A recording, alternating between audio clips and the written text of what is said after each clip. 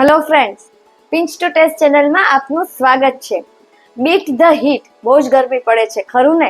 અને એમાં તમારી ગરમીને ઓછી કરે એવી હું તમને એક સરસ રેસીપી બતાવવાની છું. આજે આપણે નેચરલ એટલે કે કોઈ પણ આર્ટિફિશિયલ ફ્લેવર વગરની લસ્સી બનાવીશું.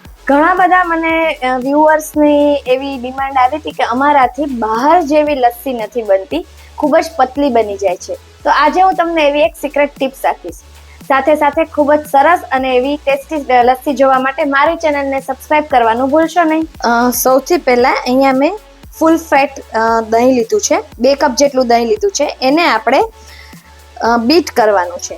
હવે ઘણા લોકો છે ને બીટ કરવા માટે મિક્સચરનો ઉપયોગ કરતા હોય છે કે બ્લેન્ડરનો ઉપયોગ કરતા હોય છે.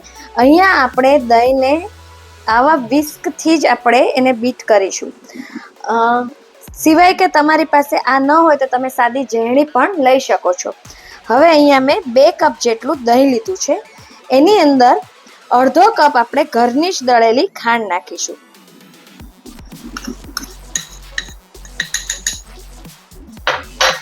પ્રોપર આપણે પહેલા સ્પૂનથી મિક્સ કરી લઈશું.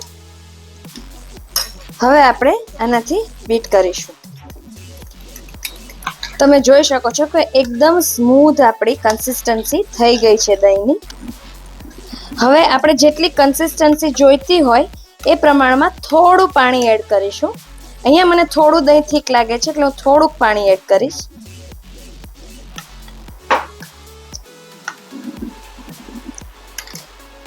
પ્રોપર મિક્સ થઈ ગયું છે અને કન્સિસ્ટન્સી રેડી છે. પોર કરી દઈશું.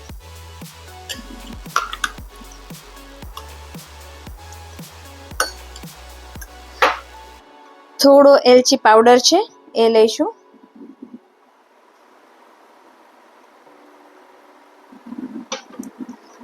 ફરી પાછું આપણે પોર કરી દઈશું.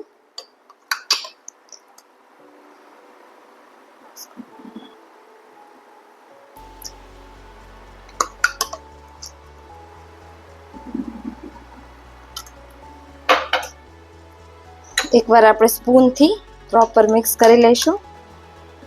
બદામની કતરણથી ગાર્નિશ કરીશું.